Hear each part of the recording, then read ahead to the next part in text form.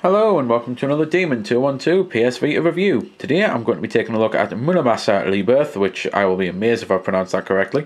It was originally the Demon Blade, Muramasa the Demon Blade, on the Wii, and I always wanted to get it there, but I'd heard people say the controls weren't great and the difficulty wasn't great and things like that, so it made me not want to rush out and get it, and then by the end of things I just didn't get it at all, and then they said they were porting it to the Vita with the graphics update and slight tweaks and that, and I'm glad I waited. When you start the game, and whenever you load the game as well, you can choose between the two difficulties. Easy difficulty is stupidly easy, and honestly, all bar pure novice gamers want to avoid the easy difficulty. If you've played any sort of game like this before, you want to go on the harder one, because even that can be quite easy. The hardest difficulty is one that you have to unlock, and it's a shame it's not there as standard, because it would have made the game, I think, a lot better, because there are so many parts where it is just far too easy. And it's a bit of a shame. But you've got two campaigns to play through, so you've got a decent length of gameplay, and there's a load of different swords to collect, and honestly, what I'm about to say is probably going to come off as derogatory and come off as sounding like I don't like the game, which it shouldn't at all, because I do like the game. But honestly, a lot of the swords to collect and a lot of the things here, there and everywhere that's in the game don't really need to be in the game. Like I said with Dragon's Crown, and it's something I'm starting to notice with this dev, it's almost as if they think they have to add a lot of stuff in, otherwise people will complain about what it is. This, honestly, is just a side-scrolling hack-and-slash beat-em-up, and that's all it ever really wants to be. You're constantly getting jumped by enemies, and once you get jumped by enemies, it's then just a case of mashing the button, because there's only one attack button, really. You can change your weapon, and it's one of them. You've got one attack button for the combo. Changing your weapon then also, when it's flashing, does a move. And then you can push circle, which uses the special move of your sword. So technically it's got 3 attack buttons, but you can't use them in a combo.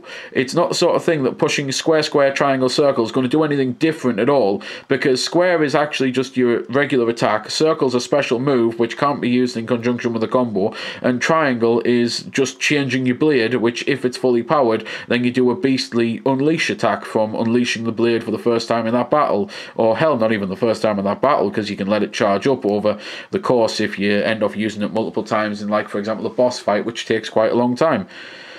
So all it really is, and wants to be, is just a regular hack and slash, and there's nothing wrong with that. But it's almost like they've then decided they've had to add the other stuff in and make people buy it, and it's a bit of a shame, because while it does work well, I honestly don't think it's the sort of thing that anyone's going to say, you know what, get this game because it's one of the best RPGs ever. It's not. It's got loose, basic RPG stuff about it.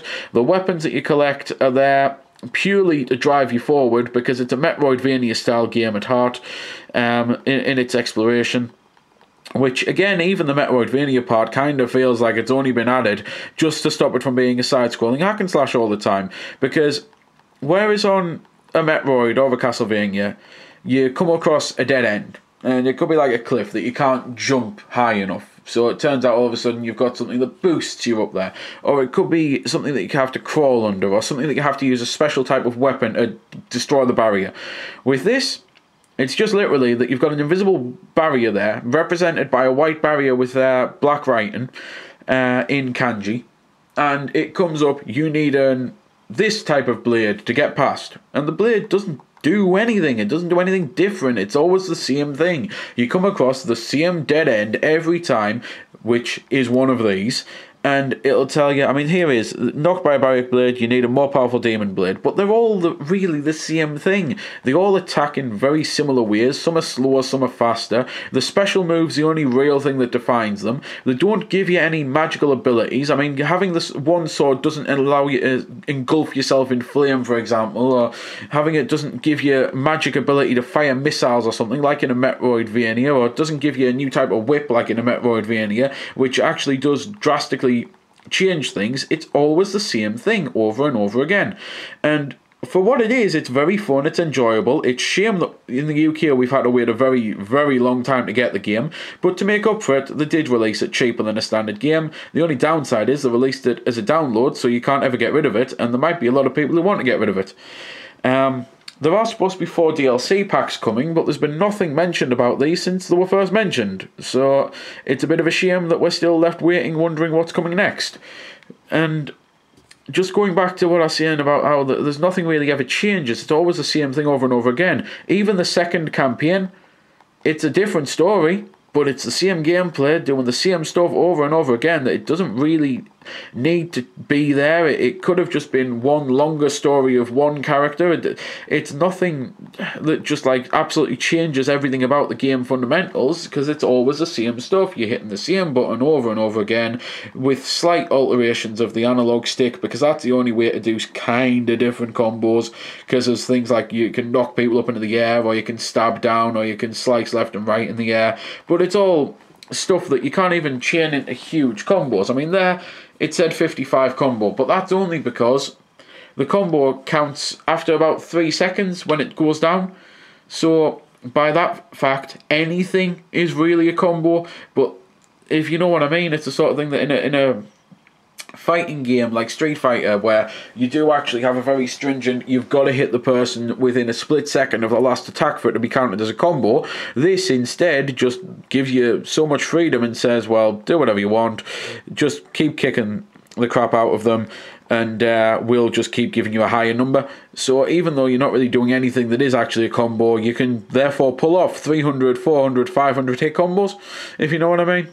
And it's just, as I say, it's like they've added a load of stuff as almost to justify the game they wanted to make, because they thought, well, if we just make it the way we do, then no one will like it, so we'll best add this, we'll best add these things. We'll add a town in where you can buy stuff to heal yourself, we'll add a town in where you can do this, that and the other, where you can buy things, and none of it really changes or matters. I mean, the health items, I rarely use them, and you might be thinking, well, is he just that good? Is this him bragging? Does that mean that he never dies? No, the reason that I never use them is because death means nothing on this game. You die, you go straight back to where you are. There is literally no penalty for death on the game. If you're in the middle of a huge long boss fight, that's when you'll want to use health items, because the only penalty then is it takes you back to the start of the boss fight. But if you're in just a regular fight like you've seen has been doing there, then it actually helps you out, because if you enter the fight with no health at all, then dying gives you full health to go back and have another go at the fight. The only real thing that using the health items more often does is it gives you the ability to craft weapons more, because it charges up, and I think they call it the spirit or something like that, but it gives you more of that. So that's the only penalty you get for not using health items more often. But as I say, as long as you just use the health items when you're in a boss, then you'll still probably burn through your entire arsenal of potions and medicinals and things like that. So you'll still pretty much get the same spirit as you would have. It just means that you're then able to fight the boss in one sitting, hopefully. You'll still have some difficulty. I mean, as you can see, the blades break, and when they break, they take ages to repair. So if all 3 of your blades break at the same time, then it becomes very, very difficult, because you can still use a broken weapon, but it instantly becomes so crap it's unbelievable, so you're best off swapping. So that's the only times that any real difficulty comes into play, and it's why I wish that there was a harder difficulty unlocked from standard instead of unlocking it after you beat the game. And that's why, again, you're going to want to use your health items on the boss, because that'll be where the swords break most.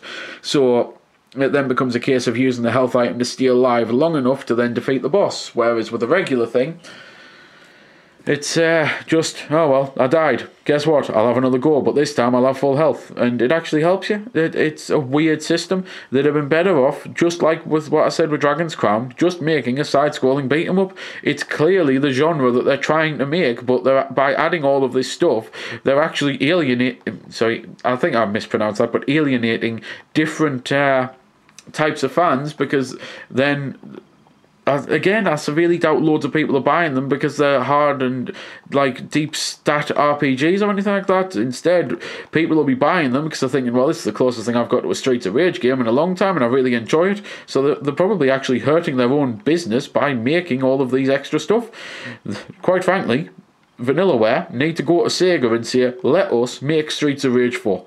You know? And I think that would probably be the perfect match made in heaven for everyone. I really do. But that's pretty much all I can say about the game and kind of rant on about the game. I mean, think I've already mentioned, and if not, you'll hopefully seen, the graphics on the game are stunning. It really is beautiful. I did say, to be fair, that they'd like took them from the Wii and made them HD. And that's kind of an understatement, because I mean, it looks beautiful now. The trailers that I saw of the Wii version, and even the demos that I saw of the Wii version firsthand, because while I never got to play it, I saw it run. It looked okay. But now it's just like, it's the game that you can tell that clearly it's the way they wanted it to look always, because it's so cleaned up and it's so vibrant, and it just looks fantastic. Musically it works well. Combat is fun to a point, but then it gets beyond repetitive, so it's the sort of game that I can only play honestly in short bursts, because as I say, it doesn't have the depth of an advanced RPG or fighting system that makes you play it. Everything like that just seems tacked on and make you like to justify why you're just going around and hacking the hell out of everything. So I think that is pretty much all I can say. For what it is, it's a decent game at a decent price, and hopefully the DLCs add something and add a lot more depth to it instead of just new locations. So there we go then. That's been the review. I hope you found it helpful. I don't score the games because that's based purely on opinion, so instead I'll leave you to make your own mind up. So thanks for watching, and if you've got any questions about the game that I didn't answer in the vid or that hasn't been answered in the comments, then feel free to ask and I'll help if I can.